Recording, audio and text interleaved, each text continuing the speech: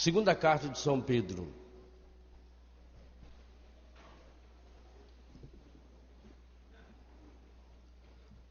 É uma carta bem pequenininha, quase um e-mail que ele manda para a gente. Capítulo 1. Segunda carta de Pedro, capítulo 1, versículos 2 seguintes. Põe uma marquinha aí na sua Bíblia.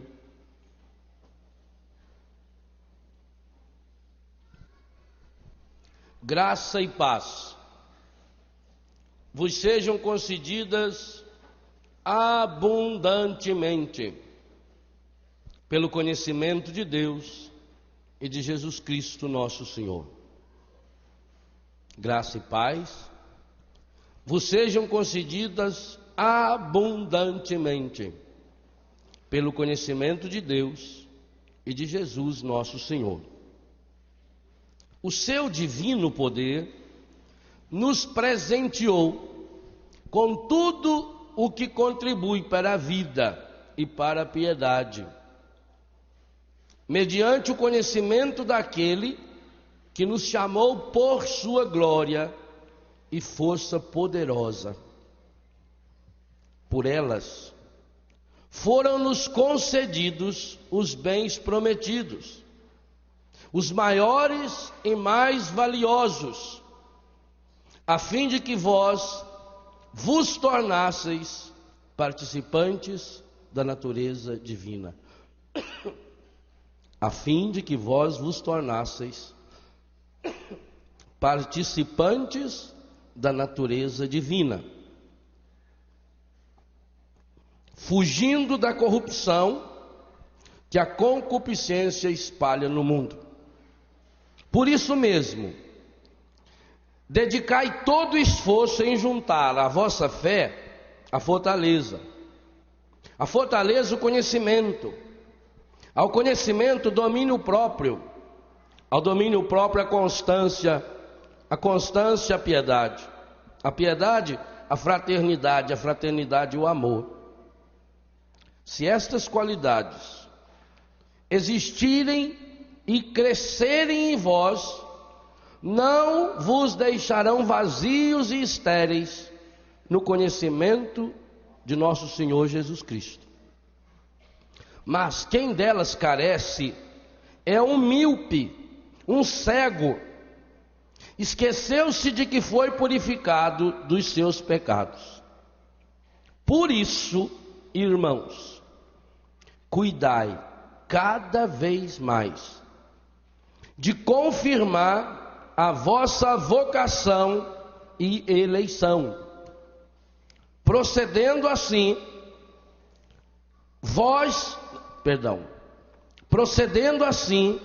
jamais tropeçareis.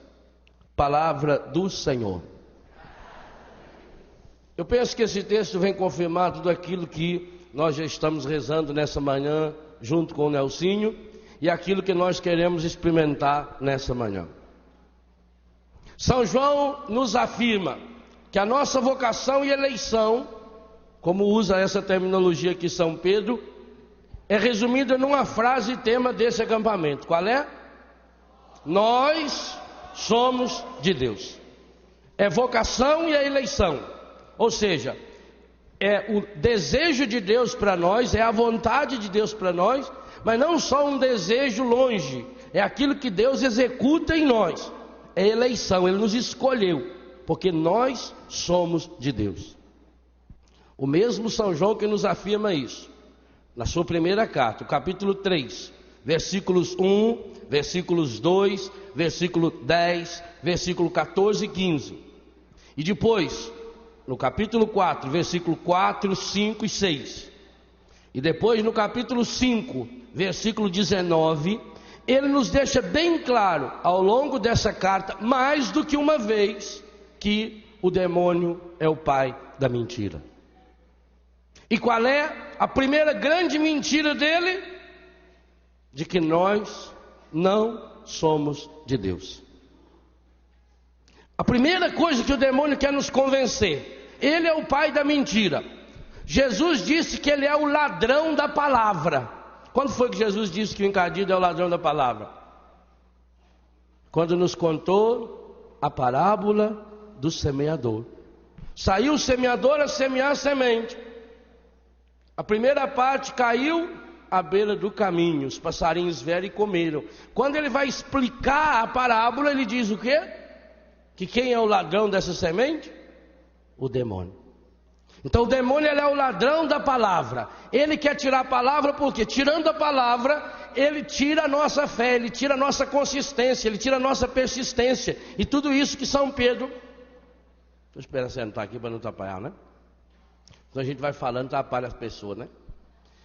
São Pedro está querendo dizer que a gente precisa se firmar nesse processo, e que esse é um processo dinâmico, para evitar que o demônio consiga essa vitória sobre nós. Ele é o pai da mentira. Primeira mentira que ele quer nos convencer: nós não somos de Deus. Por quê? Cachorro sem dono vai com qualquer um. Se você acha na rua um cachorro sem dono, o primeiro que tratar ele vai. O demônio, e ele entende muito bem de cachorro, porque Jesus o comparava a cachorro, quando diz: não dei as coisas sagradas aos cães. A comparação que Jesus faz é porque ele é farejador, ele vai atrás, ele dá um jeito de nos achar. Se eu não tenho dono. Então a primeira grande mentira, e esse é o primeiro grande pecado, está ligado à origem do pecado. A maior raiva dele foi quando Deus fez o homem e a mulher à sua imagem e semelhança. Ele pode alguma coisa contra Deus? Nunca, nada. Nunca pensem que o demônio e Deus estão no mesmo patamar. Isso é doutrina da nova era. Nunca pensem que o mal e o bem vêm da mesma fonte. Isso é um absurdo. O encardido é infinitamente inferior a Deus. Infinitamente. E por ser infinitamente inferior, o que ele faz? Ele tenta nos enganar. Ele é o pai da mentira. São João deixa muito claro. Algumas verdades na carta de São João está explícita. Primeira, que nós somos de Deus, que nós pertencemos a Deus, que nós somos filhos de Deus. Segundo, que Deus já nos libertou, que o sangue e a morte de Jesus já nos libertaram, que nós já somos salvos, nós não podemos perder essa salvação. Terceiro, que o demônio é o pai da mentira, e que ele vai fazer o possível e o impossível para fazer com que a gente acredite nessa mentira. Mas a primeira mentira que o demônio quer fazer com que a gente acredite não é uma mentira relacionada aos outros, e nem é uma mentira relacionada a Deus. A primeira mentira é contra nós mesmos. Por isso que não adianta nada você querer responder uma pergunta que a psicologia já tentou há muito e muito tempo responder: quem sou eu?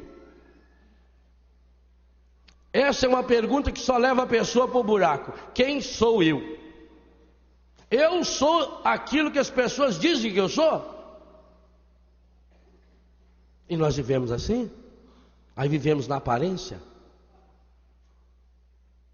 Então eu crio uma expectativa. Eu tenho medo, se a pessoa descobrir quem eu sou mesmo, ela não gostar de mim. Então eu começo a ser fingido. E esse foi o único grande pecado que Jesus condenou. Eu tenho para mim que esse é o pecado, a blasfêmia contra o Espírito Santo. É o fingimento. Isso é convicção minha. Porque se Jesus falou tão abertamente contra o fingimento, contra a hipocrisia, se as palavras mais duras do Senhor foram contra esse pecado, é por quê? Porque ao começar a viver no fingimento, eu vou escondendo quem eu sou. Então nós somos treinados para sermos fingidos, desde pequenininho. A mãe fala assim: olha, hoje vem uma visita aqui, você não faça isso. Quer dizer que quando não tem visita, pode fazer. Não fala isso, que vai estar visita perto. Olha, meu filho, nós vamos na casa da tia. Aquela tia lá é muito chata. Então você come bem aqui. Se ela oferecer comida, você não aceita. Aí chega lá, a primeira coisa que a tia faz: quer comer? Quer. Não, ele não come sopa. Ele come 5 pratos. Porque criança parece ter a vocação de judiar da mãe, fazer a mãe passar vergonha. Ainda pega aquele pão, molha na sopa, enfia aquilo tudo na boca, ele vai escorrendo assim, na camisa, aquela toalha de linho engomado, e a tia não tem problema não. Aquela vontade de entrar a mão na fuça. Para que eu fui pôr essa toalha? Aí ele começa a arrastar os móveis. Ah, não liga não. Passou a semana inteira encerando aqui. Por quê? Porque ficou encerando para outra ver. Não encerou para ficar limpo. A pessoa que vive fingida, ela está sempre preocupada com o que o outro vai dizer, o que o outro vai falar. Eu tenho que ter uma imagem para o outro. Eu tenho medo que ele descubra quem eu sou. Aí começa a namorar. Aquele namorado que o Nassim falou, o bafão. Começa a namorar e começa a fingir. Aí namora 1 ano. Acharam o bafão ali? Rapaz, que é isso? Põe um bom ar. Aí começa a namorar. Aí faz 1 ano que está namorando. E agora? Até quando eu vou conseguir ficar fingido? O que é uma pessoa sincera? Diz que antigamente não tinha fórmica, né? Esse negócio que põe em cima da mesa, que a mesa fica lisinha. Então fazia uma mesa e cortava a tábua. Aquela árvore bem grossa, para fazer uma mesa larga. Também não tinha colagem. Só que uma árvore bem grossa já tem uns olhozinhos, assim, uns nozinhos. Aí quando corta fica aqueles buraquinhos. Aí o que eles faziam? Enchia aquilo de cera. Depois lixava, passava verniz. Aquela mesa era uma beleza. Mas depois, com o tempo, o calor, a cera vai amolecendo. E começava a sair aquela buraqueira. Você olhava aquela mesa linda, falsa. Uma mesa sem cera, é sem aquelas máscaras. Uma pessoa sincera é uma pessoa que se mostra. Ora, se ninguém consegue ser feliz sem ser amado, ninguém consegue ser amado se não mostra-se quem é. E vocês vejam como é terrível isso. Isso é um processo medonho. É um processo de levar a pessoa para o inferno, porque ela vai e leva uma porção de gente junto. Primeiro, o encardido vai encardindo, ele vai sujando essa beleza que a palavra nos revela. Nós somos participantes da natureza. Você já parou? Que humano, o que, meu filho? Não escutou eu ler, não? Versículo 4. Por elas foram-nos concedidos os bens prometidos, os maiores e mais valiosos, a fim de que vós vos tornasseis participantes da natureza divina. A fim de que vós vos... Por que será que Pedro falou isso? Que a gente precisa se tornar participante da natureza divina. Porque na hora em que nós deixamos o pecado tomar conta da nossa vida, nós vamos rompendo com a natureza divina. Nós somos incapazes, e o demônio também, de aniquilar a natureza divina em nós. Mas somos capazes de fazer aquilo que a gente refletia ontem, capaz de nos esconder de Deus, de fugir de Deus. A grande raiz do pecado é você não acreditar que você é de Deus. Se você não tem essa experiência, eu sou de Deus, nós somos de Deus, então nós podemos nos tratar de qualquer jeito. O mundo trata as pessoas pela aparência, não é assim? Ah, fulano é importante. Tendo uma festa, um cutucuto. Viu quem que chegou aí? Ai, fulano, ué. Ai, filho do doutor. Ai, gente importante. Filho de fulano, isso é importante. O cara, quando quer alguma coisa, fala: o senhor sabe com quem que o senhor está falando? Fala: se nem o senhor sabe, como é que eu vou saber? Porque não, eu sou importante. Eu sou filho do fulano. Eu tenho isso, eu tenho aquilo. Como é que as pessoas se apresentam? As pessoas se apresentam o que faz. Aliás, eu já vi até pregação assim. Nós vamos ter agora uma palestra. Eu tenho uma raiva desse nome palestra, né? Vamos ter uma palestra agora com o fulano. Aí o fulano diz: eu sou fulano, eu nasci não sei aonde, eu faço isso, aquilo outro, eu fiz isso, eu fiz isso. Ele fica meia hora falando dele. Porque o mundo precisa disso. Ele trata você pela aparência. O mundo trata melhor quem se veste bem. E a pessoa chega ao absurdo de acreditar que ela vale pela roupa que ela tem. Por isso tem que sempre comprar roupa nova. Porque o valor dela está fora. Olha o que o demônio está fazendo. Está percebendo o processo? Primeiro, ele tenta fazer com que você não acredite que você é de Deus. Porque se eu sei que eu sou de Deus, pega um exemplo. Você teria coragem, por exemplo, de abrir o sacrário? Ou, ontem à noite, quando o diácono Nelson nos dava a bênção do Santíssimo, você teria coragem de cuspir no Santíssimo? Teria? O diácono colocou incenso e incensou o Santíssimo. Você teria coragem de pegar um cigarro, encher bem o peito de fumaça e soltar na cara do Santíssimo? E como é que você tem coragem de fazer isso com você, que é templo vivo do Espírito Santo? Como é que você tem coragem?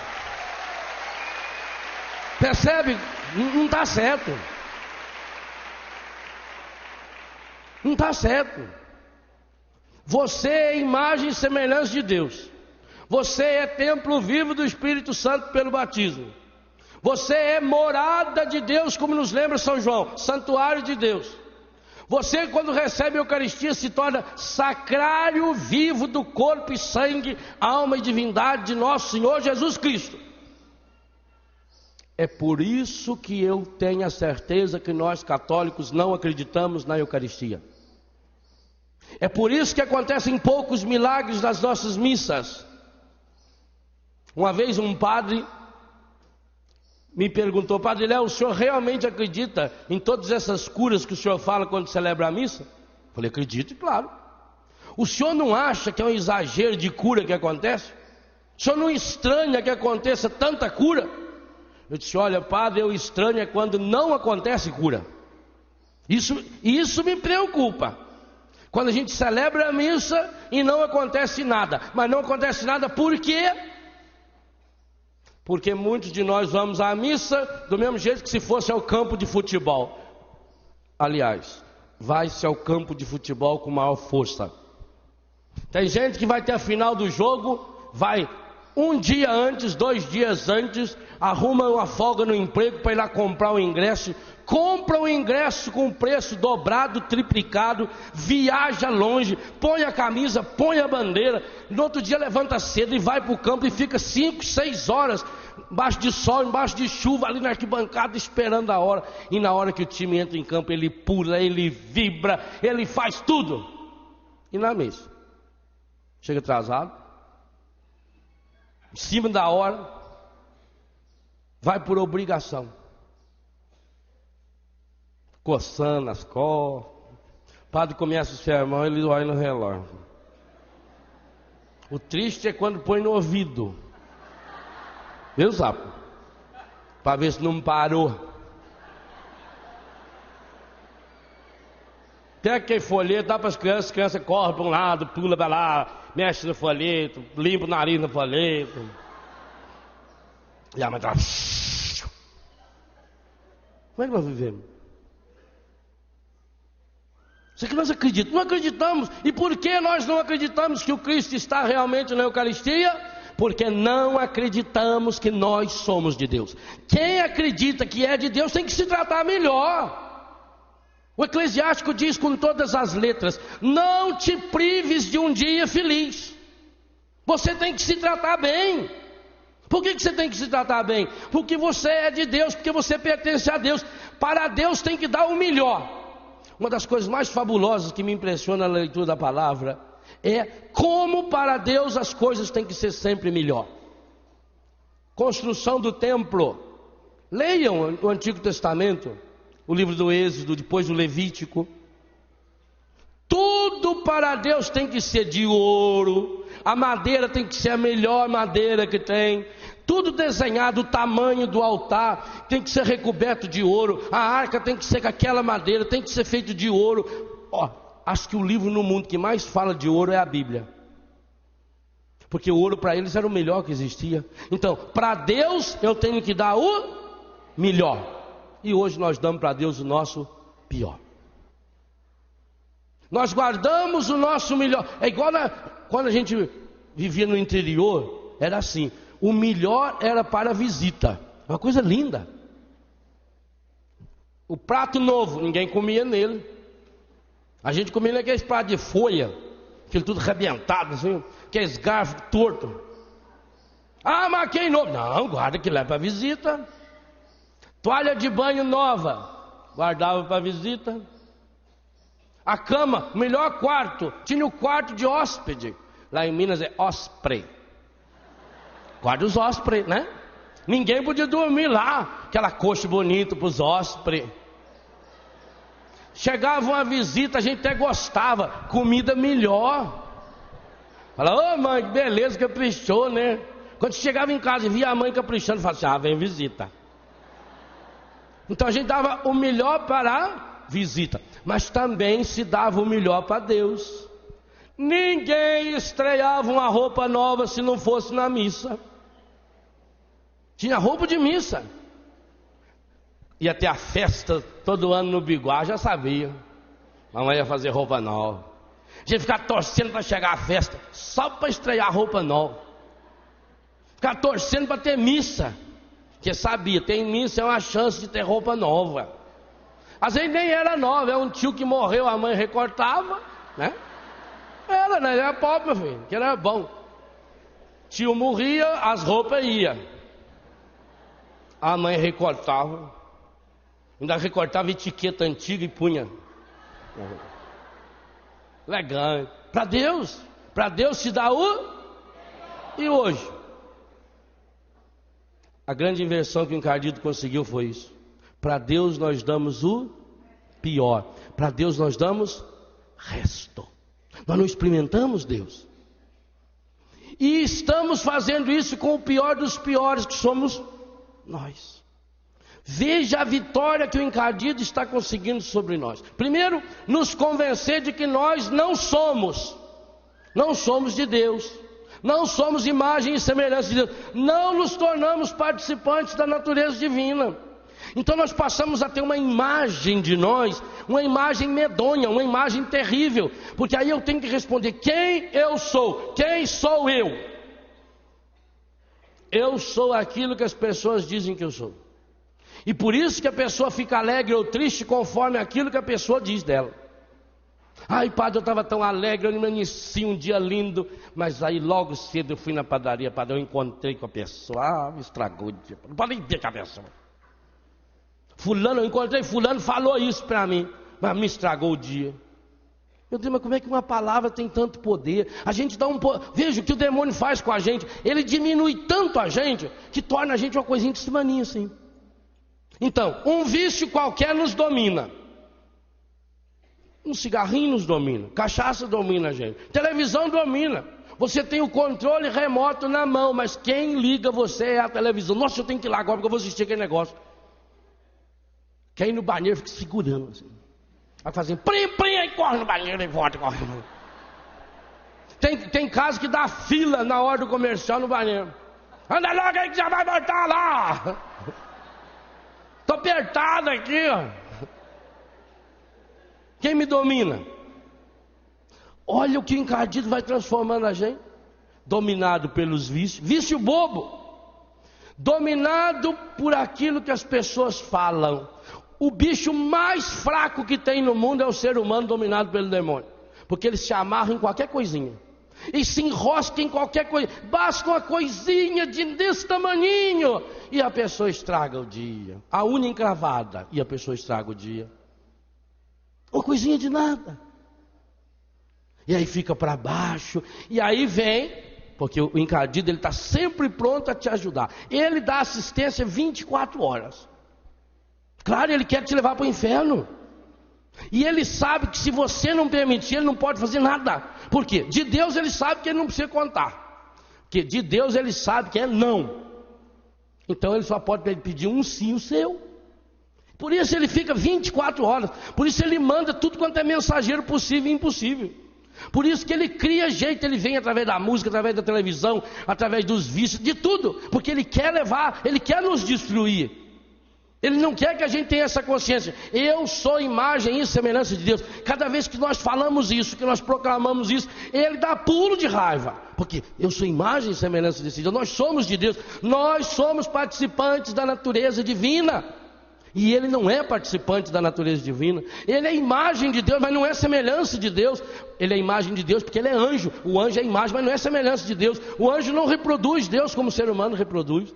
Então cada vez que o ser humano diz eu sou participante da natureza divina, ele fica uma fera, ele fica uma onça, ele fica um bicho. E aí ele vai tentando o possível e consegue dominar a gente com coisinha à toa. Como são fracas as cadeias que nos prendem. Porque eu fico preocupado, quem sou eu? Eu tenho a minha imagem, o meu nome. Eu tenho que zelar pelo meu nome. Porque ele ofendeu a minha honra. Ofendeu que jeito? Que poder essa pessoa tem? Ele falou mal de mim. Sim, por que você ficou tão triste?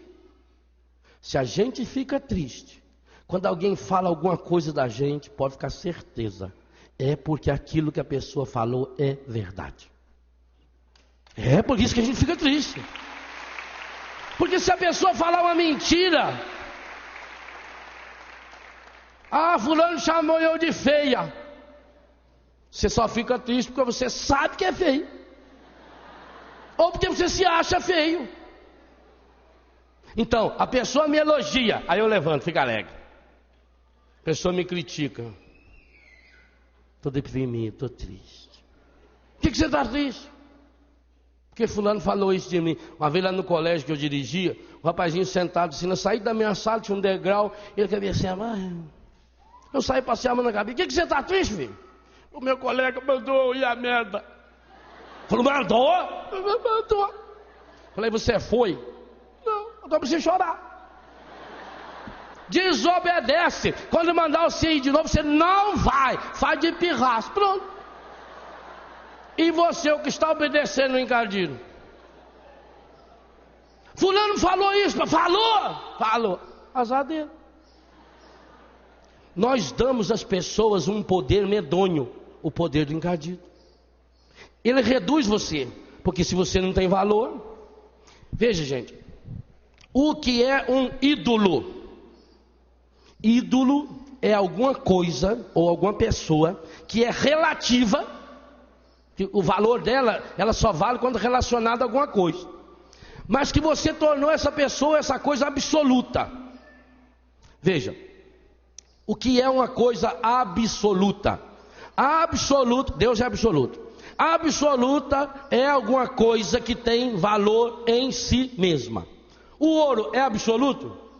Ouro é. Em qualquer lugar do mundo, ouro é ouro. Você pode até não dar valor nele, mas ele tem valor. Não depende que alguém diga, isso aí é ouro. Não, ele é ouro. Você leva num laboratório, examina, é ouro. Em qualquer lugar do mundo é ouro. Então ele tem um valor em si. Agora, pega a nota de R$2, a tartaruguinha, né? Você leva lá na África, compra alguma coisa? Você leva nos Estados Unidos, vale alguma coisa? Por que não vale? Mas não vale R$2? Vale no Brasil. Porque o valor dela está relacionado. Entende o que é relativo? Ele está relacionado a um governo que carimbou. O governo vai e apresenta, a partir de hoje, essa tartaruguinha vale R$2. Pronto. Vira uma convenção, como agora na Europa, trocou o dinheiro, é o euro. Então agora você vai chegar na Europa, vai pegar o euro, vai valer, por quê? Porque foi convencionado, aquele valor está relativizado, está relacionado a alguém que diz que ele vale. Fica claro isso? O que é um ídolo? Ídolo é quando eu pego uma coisa relativa e dou a ela um valor absoluto. O dinheiro é relativo ou absoluto? Relativo. Agora, se eu dou ao dinheiro um valor absoluto, eu o transformo num ídolo, eu estou idolatrando. Ora, o que o encardido faz conosco é exatamente isso. Ele quer pegar um valor absoluto. Veja, a minha roupa é relativa ou é absoluta? E a minha pessoa? Ele inverte. Eu valo, o meu valor, eu valho, não é porque eu tenho alguma coisa ou deixo de ter. Não é pela roupa que eu visto ou deixo de vestir. Não é pelo dinheiro que eu tenho ou deixo de ter. Não é pela posição que eu ocupo na sociedade ou que eu não ocupo. O meu valor é absoluto. Eu sou imagem e semelhança de Deus. Eu sou participante da natureza divina. Deus me fez. O dia em que a gente se convence disso, todas as outras coisas vão se tornando relativas. O que o encardido faz, ele tenta inverter. E você passa a acreditar que você não é. Eu sou muito fraco. Qual é a palavra mais repetida no Antigo Testamento para o povo de Deus que está em caminho à terra prometida? Não tenha medo. É uma das frases mais repetidas em toda a Bíblia. Praticamente 370 vezes aparece essa frase na Bíblia, conforme a tradução da Bíblia. Não tenha medo. E Jesus também tomou essa mesma frase. Não tenham medo. Coragem, eu venci o mundo. Coragem, eu venci. Não tenha medo. É como dizer, você é forte, você tem Deus. Com Deus você é maioria absoluta. Você estando com Deus, ninguém vence você, nem nesse e nem no outro mundo. Mas ao atribuir o nosso valor fora de nós, o encardido consegue fazer com que a gente se torne fraco. E aí a pessoa então começa a repetir para si mesmo: eu sou fraco, eu não consigo, eu sofro tanto, como eu sofro, e aí começa a oração que o encardido adora. Louvor do encardido é a oração da lamúria. Como eu sofro. Quando eu era pequeno eu sofria tanto. Porque ninguém gosta de mim. Uma vez a mulher falou para mim: padre, que será que nada da minha vida dá certo? A gente reza para Deus. Por que será que Deus não atende eu? Isso que é uma senhora muito chata. A senhora está com o prazo vencido já. A senhora está na hora de desocupar a moita. Aí ela, credo, padre, a senhora está na hora de morrer. Eu vou fazer uma oração para a senhora, fazer a novena de São Dimas para a senhora. São Dimas é aquele que Jesus falou: hoje estarás comigo no paraíso. Então eu vou fazer a novena de São Dimas. Se você quiser que uma pessoa tenha esse encontro definitivo com o Senhor. Conhece essa novena, Nelson? Isso aí eles divulgam muito para fazer para sogro, sogra, genro ruim, né? Para a novena de São Dimas, você quer que uma pessoa suba. Então todo dia você fala poderoso, não pode esquecer de falar poderoso. Poderoso São Dimas, que estava na cruz com Cristo, levai o fulano, eu insisto. Então você vai rezando. Agora, se não rezar com muita fé, volta para você. Um perigo essa novena. Tem que fazer com muita devoção. Tem gente que no terceiro, quarto dia já consegue a graça. Aí quando se oferece, às vezes a gente se oferece para a pessoa: não, eu faço isso para a senhora. Aí não quer morrer. Mas não estava reclamando da vida? Tomara que eu morra. Meu avô contava a historinha. Um velho lenhador que 80 invernos contava. Quer dizer que já tinha 80 anos, porque cada ano só tem um inverno, né? Então, um velho lenhador que 80 invernos contava. Com um grande feixe de lenha nas costas, passos bem lentos andava. Devagarinho, bem. Pela idade, enfraquecido. Pela lei do sustento, escasso. Tropeçou, caiu no chão, fez um grande corte no braço. Tadinho do velho. Feixe de lenha. Que peso danado, caiu, cortou o braço. Feixe de lenha ficou em cima dele, não conseguia levantar. Aí começou a reclamar. Também para que viver? Cadê meus filhos, meus netos, uma hora dessa? Eu velho desse jeito tendo que trabalhar. Minha mulher só sabe fazer reclamar da vida. É melhor morrer. Fazer a força para levantar, não consegui. Ó morte amada, socorrei quem te apetece. Eis que o esqueleto da morte de repente lhe aparece. E diz: mortal, que me quer? Tornou ele de mão posta. Quero amiga que me ajude a pôr o feixe de lenha nas costas. Não quer morrer, não é assim? Na dor deseja a morte, mas quando vem faz temer. Qualquer vivente no mundo quer penar, não quer morrer. Não é assim? Então a pessoa fica naquela: eu estou lá embaixo, por que eu não morro? Por que eu nasci? Por que eu sofro tanto? Por que... Meu irmão, minha irmã, você tem que se convencer de uma coisa: eu sou de... Independente do que eu faço ou do que eu deixo de fazer, independente do meu presente, do meu passado ou do meu futuro, independente até dos pecados que eu cometa, a coisa mais fabulosa que Jesus veio nos ensinar. E esse vai ser o grande tema que nós vamos aprofundar durante o carnaval, onde vamos refletir: tudo nos é permitido, mas nem tudo não nos convém. Perceber aquilo que Jesus nos ensinou: não existe nenhum pecado, por pior que seja, que possa tirar de nós essa graça, de que nós somos de Deus. Mas eu preciso tomar posse disso, eu preciso acreditar nesse valor que eu tenho, que Deus já me deu.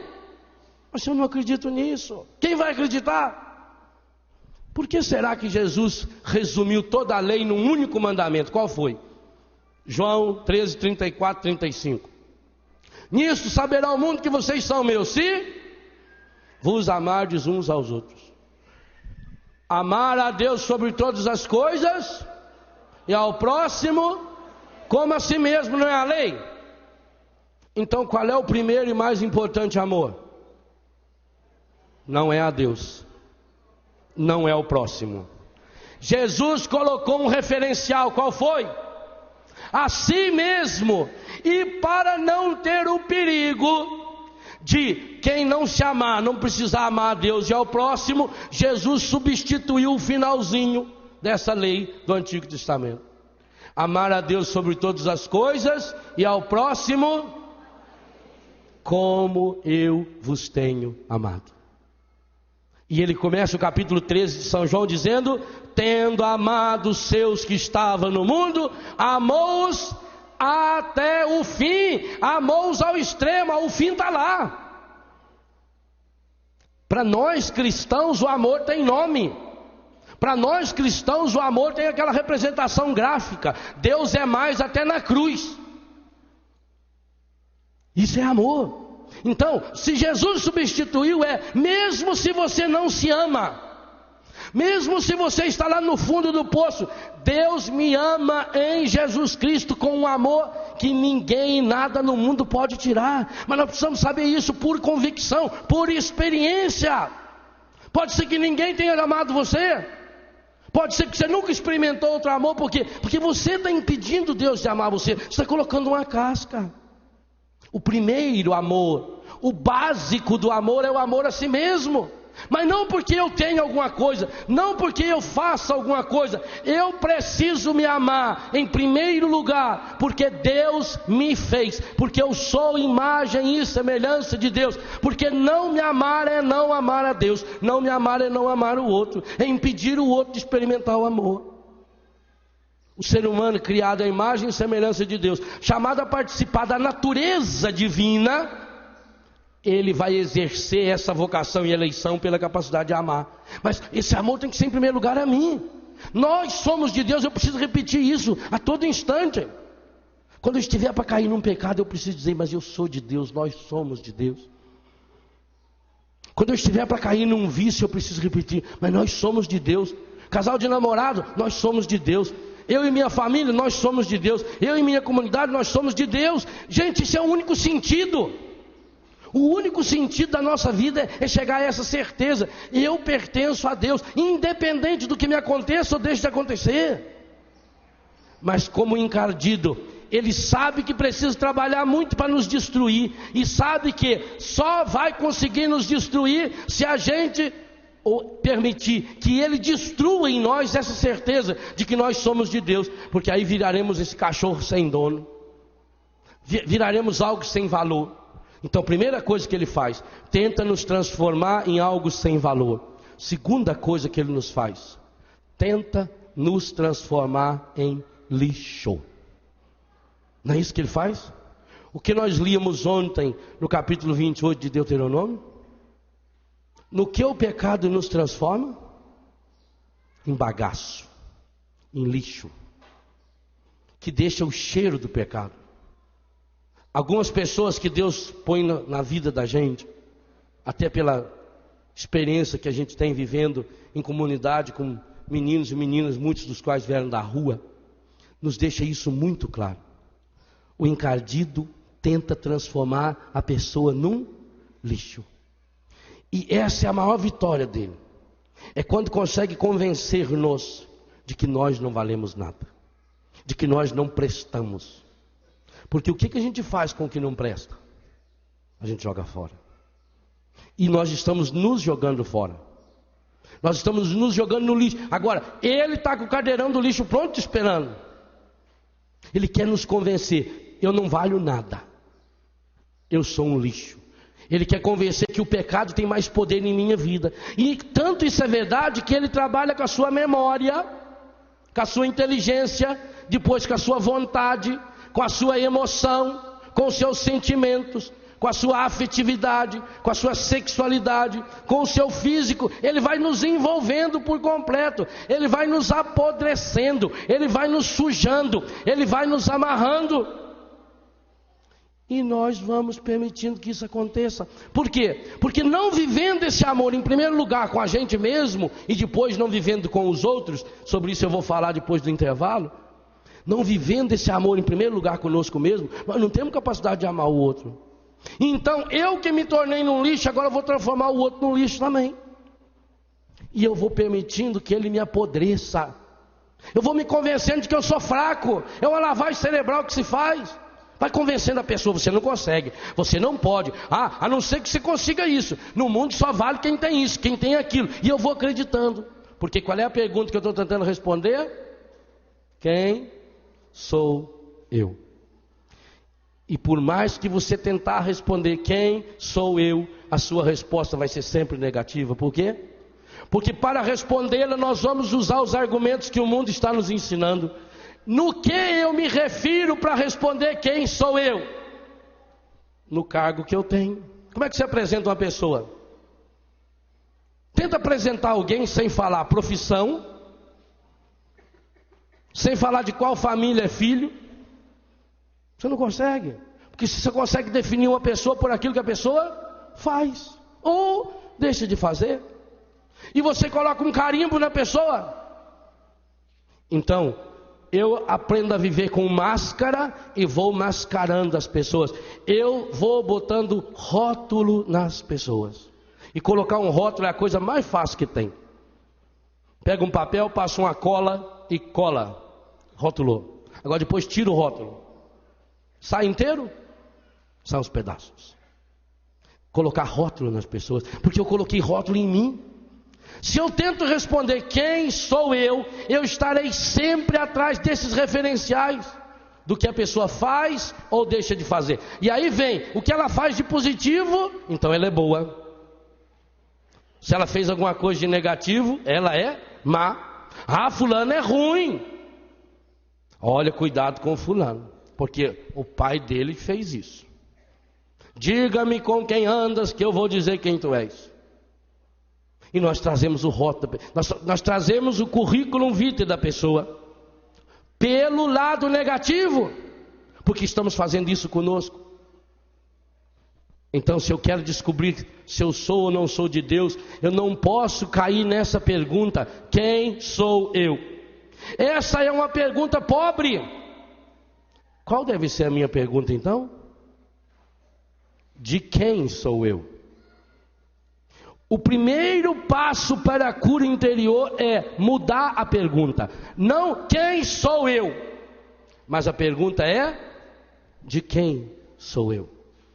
E quando eu me convencer dessa resposta, que eu sou de Deus, de que nós somos de Deus, de que nós pertencemos a Deus, de que não tem nenhuma força, nem nesse nem no outro mundo, que poderá nos estragar, então nós fazemos a experiência do menino que saiu da casa dele e foi para o país distante. Qual foi a pergunta que fez ele voltar? Quem ele era? Não, quem ele era ele sabia. Pegou o dinheiro, chegou para o pai e falou: pai, me dá a minha. Quando é que a gente ganha herança? Quando o pai, olha o pecado desse menino. É como se ele dissesse para o pai: para mim o senhor está morto. Pegou e foi embora para um país distante. Agora eu vou ser feliz, agora eu vou ser livre, agora eu tenho dinheiro, eu tenho liberdade, agora eu vou festejar. País longe, distante. Sabe como é que a gente descobre quem a gente é? Quando a gente está longe, quando ninguém está olhando a gente. É ali que aparece quem nós somos. Porque infelizmente nós ficamos preocupados: o que será que estão olhando para mim? Tem gente olhando para mim, tem gente me vendo. Enquanto eu estou sendo filmado, eu estou preocupado. Depois não ligo. O menino foi embora. Longe ninguém vai. E aí ele tinha tudo: amizade, dinheiro, festa, tudo. Ele era feliz. Até quando? Tudo na vida acaba. Se é uma frase que você, e eu já falei isso aqui, se é uma frase que ajuda você a superar todo e qualquer problema, é: isso vai passar. Essa frase devia ser repetida muitas vezes. Aconteceu alguma coisa boa com você? Repita: isso vai passar. Aconteceu alguma coisa ruim? Vai passar. Tudo passa. Só Deus fica. Tudo passa. Ah, aquela pessoa maravilhosa, vai passar. Mas aquele amor que eu tenho pela pessoa, vai passar. Virá outro, talvez até mais forte. Talvez a experiência de amor que você vai ter com aquela pessoa vai ser até muito maior, mas aquela vai passar. Aquele momento é único. Por isso não adianta levar momento de hoje para depois. Viva agora. É imediatamente o evangelho de ontem. Então passou tudo. E aí ele chegou no fundo do poço. E aqui está outra experiência profundamente humana. Quem não passou ainda vai passar por essa experiência. Cada pessoa humana, mais dia ou menos dia, terá que cheirar o fundo do poço. Para ela descobrir quem ela é? Não. Para ela descobrir de quem ela é. E quando o menino estava lá no fundo do poço, cuidando de porco, porque não tinha mais nada para fazer, ele começou a pensar o quê? Na casa do meu pai. O menino saiu da primeira pergunta: quem sou eu? Eu sou um jovem, eu tenho direito a ter liberdade, eu tenho dinheiro, eu tenho festa, eu tenho amigo, eu tenho mulher. Ele saiu dessa. Ele passou dessa pergunta infantil e adolescente: quem sou eu? Tem gente que vai com os 80 anos de idade e ainda não saiu dessa pergunta: quem sou? Sabe quem eu sou? Repito, se você não sabe, eu não tenho obrigação de saber. Sabe quem eu sou? Eu sou um monte de bosta. Por mim mesmo, não sirvo para nada. Agora na mão de Deus. O menino levou tempo perguntando: quem sou eu? E ali no fundo do poço, ele chegou à grande graça. E essa é a graça que nós precisamos para dar o primeiro passo na nossa conquista de cura interior. De quem eu sou? E porque ele descobriu que ele tinha dono. Porque ele descobriu que ele tinha um referencial. Eu sou do meu pai.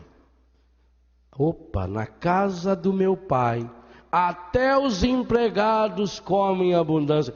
E de quem eu sou é maravilhoso, quem eu sou está péssimo, e eu estou aqui passando fome? Eu vou voltar. O que fez o menino voltar?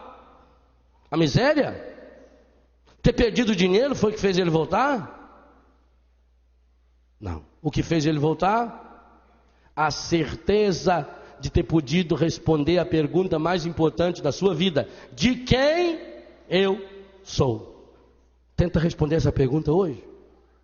Se você está ainda, meu irmão, minha irmã, não sei a sua idade, não sei sua profissão, eu não sei nem os seus pecados, não sei suas qualidades, seus defeitos, isso é muito relativo. O que é qualidade para um pode ser defeito para outro. Todo herói é covarde. Ele é herói para quem venceu, mas para quem perdeu ele é um covarde. Ele é um herói para aquele que é vitorioso, mas para aquele que for derrotado ele é um covarde assassino. Isso depende do ponto de vista. Todo ponto de vista é a vista a partir de um ponto. Não é isso? Eu enxergo um lado, o outro enxerga o outro. O que é que vocês estão enxergando aqui levantado? Alguém aqui está vendo a minha mão? Ninguém está vendo a minha mão. Todos podem estar vendo uma parte da minha mão. Você está vendo o que tem aqui atrás? E como é que falou que é a minha mão que você viu? Você viu a frente da mão. E eu não estou vendo a frente.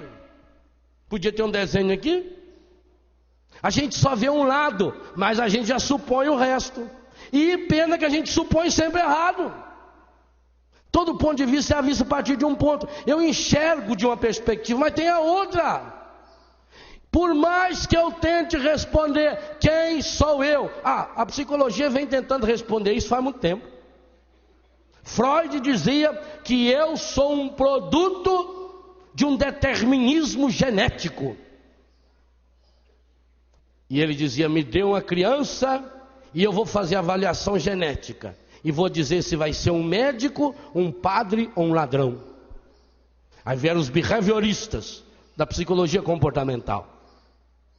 O ser humano é fruto de um determinismo do meio em que ele vive. Me dê uma criança e eu a transformo num médico, num padre ou num ladrão. E quando as pessoas estão com dúvida, estão com problema, vamos fazer uma avaliação para descobrir quem você é. Tem gente que entra em crise, fica doido. A maior parte dos doidos dos hospícios, eles estão tentando responder essa pergunta: quem sou eu? Eu e eu mesmo, eu e meu eu. Onde está o meu eu? Meu eu está fora do eu. Onde ficou o meu eu? Não sei quem sou eu. O rapaz suicidou e deixou um bilhete. Ele não sabia quem ele era. Porque o pai dele casou-se com uma moça. O pai dele ficou viúvo. Essa moça era filha de uma viúva. E ele então se apaixonou na viúva, mãe da moça que era casada com o pai dele, e casou-se com ela. Aí já começou a dúvida: quem sou eu? Eu sou sogro do meu pai, mas sou genro da minha esposa, filho da minha avó. Aí eles tiveram um filho e o pai também teve um filho. O rapazinho era filho do pai dele, irmão dele, avô da mulher dele, sogro da tia dele, cunhado. Suicidou, não sei quem sou. Baralhou a cabeça dele, atrapalhou tudo. Quem sou eu? Quem é você? Você é o nome? O nome puseram em você. O seu nome é a coisa que você menos fala. Quem mais fala o seu nome são os outros. É igual a cara da gente. Quem mais vê a cara da gente é os outros. Ela é da gente, mas a gente mesmo que não vê. Eu vejo a minha cara 2, 3 vezes no dia quando eu olho no espelho. As minhas costas, por exemplo, para eu ver é só no espelho. Igual um dia eu fui cortar o cabelo lá em Curitiba. Aí cortei o cabelo. Quando terminei de cortar o cabelo, o rapaz pegou um espelho e pôs na minha nuca. Falei: pode deixar maior um pouco atrás. Ele falou: como? Falei: só pode deixar atrás um pouco maior. Ele falou: mas não tem jeito, está cortado, então por que está me mostrando? Eu não tenho o que fazer, o que eu vou fazer? Só você falar: olha, o cabelo ficou bom, a orelha pode ficar maior. Mas deixa de ser besta, porque o barbeiro corta o cabelo, a gente vem e põe espelho. Meu filho, se ficou mal cortado, eu vou falar que foi você. Eu não enxergo, que dia que eu vou enxergar minha nuca? Quem sou eu? Você embaralha. Então se você está bem, eu sou isso, eu sou aquilo. Aí vem o orgulho. E o encardido vai dando corda. Eu sou isso, eu sou importante, eu sou isso, eu sou. Aí acontece uma coisa ruim. Percebe como você oscila? Tem hora que você está lá em cima, eu sou. Tem hora que você está lá embaixo, a causa é a mesma. Eu sou um fracassado. Quer ver a pessoa quando bebe? Aí ela começa, eu sou sofredor, nada sério, minha mulher não vale nada, nada. Problema. Eu oscilo, eu. Agora, se você chegar a essa graça de transformar essa pergunta, de quem sou eu? De quem eu sou?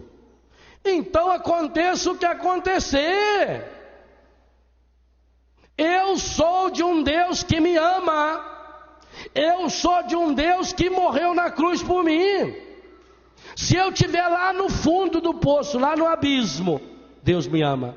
Se eu estiver lá num pedestal, Deus me ama. Eu pertenço a Deus. Aconteça o que acontecer, eu sou de Deus. E a grande graça da cura é quando eu saio desse egoísmo e vou para o nós. Nossa família vai conseguir a vitória porque nós somos de Deus. Nossa comunidade vai conseguir a vitória porque nós somos. Qual é a grande diferença, gente? Enquanto as empresas humanas estão falindo, por que uma empresa como uma Canção Nova, por exemplo, por que ela não tem essa preocupação de falir? Porque sabe, nós somos de Deus. Essa obra é dele. E que graça de Deus, eu e você podemos participar de uma obra de Deus? É essa certeza que nós precisamos ter. Não existe nenhum problema, não existe nenhuma doença. O meu irmão que tem HIV, que o Nelsinho mostrava, e eu tenho filho com HIV, que hoje faz exame médico para os médicos tentar descobrir aonde está o vírus e não acha.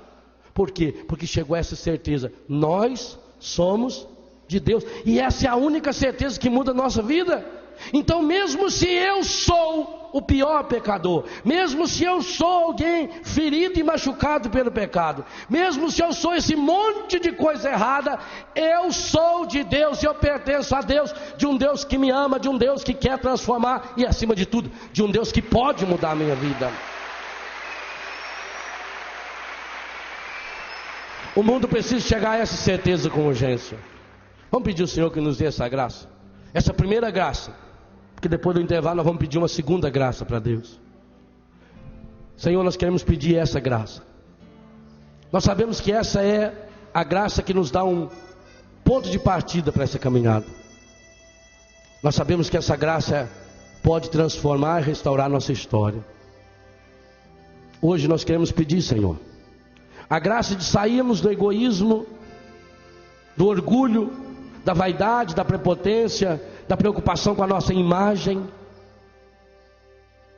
Hoje nós queremos sair, Senhor, desse egoísmo barato que nos leva a ficar pensando, tentando responder quem sou eu, para chegar à graça de experimentar, nós somos de Deus. Que o Teu Espírito Santo, que infunde em mim essa natureza divina, me leva a experimentar essa certeza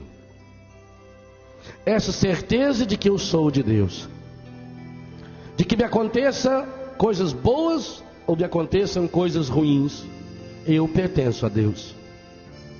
Eu tenho uma marca, a marca que eu recebi no dia do meu batismo, uma marca que nada nem ninguém pode tirar, uma marca de pertença. Eu tenho um anel, não só colocado no meu dedo, um anel colocado no meu coração, de que eu pertenço a Deus, de que eu sou de Deus, de que a minha família pertence a Deus, que a minha comunidade pertence a Deus, que a minha história pertence a Deus, que esse mundo pertence a Deus, que a natureza pertence a Deus, e que por mais que o egoísmo, o comodismo, o maligno, o encardido tente e consiga até sujar essa imagem, ele jamais poderá aniquilá-la. Porque aquele que está em nós é muito, muito maior do que aquele que está no mundo. Porque nele nós somos mais do que vencedores. Porque nós lhe pertencemos. Porque nós somos de Deus. Somos o povo da sua pertença. Somos o povo escolhido. A raça eleita, a nação santa. O povo que ele escolheu, no sangue do seu filho elegeu. O povo devotado para receber a sua herança. Nós somos de Deus. Hoje, Senhor, nós pedimos essa graça. A graça de saber por experiência que eu sou de Deus. Eu peço que o Espírito Santo, Senhor, venha em socorro à minha fraqueza. Especialmente das vezes que fico pensando, preocupado e angustiado, tentando responder quem eu sou.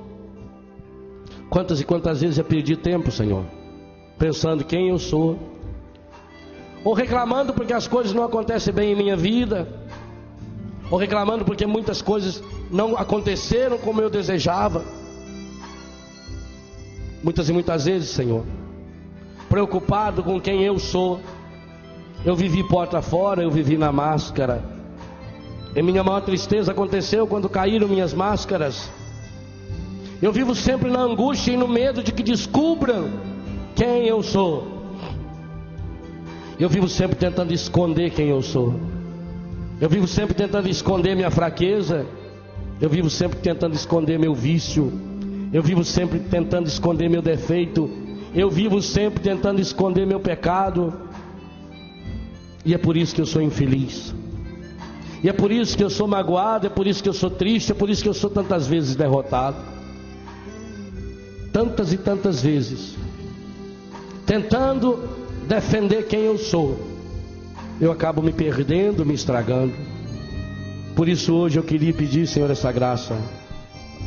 A graça de experienciar, de saber por experiência que eu sou de Deus, que há em mim a semente desse Deus, que dentro de mim foi plantado, foi semeada essa fonte de Deus, essa fonte de amor que jorra e que quer jorrar em mim, através de mim, para o mundo, e que eu posso vencer. É por isso que eu posso perdoar quem me feriu, quem me magoou. É por isso que eu posso superar as dificuldades, porque existe dentro de mim essa fonte de vida. E essa fonte de vida, ela independe do que eu faça ou deixe de fazer. Ela independe das coisas exteriores. Ela jorra dia e noite. Ela vem de Deus.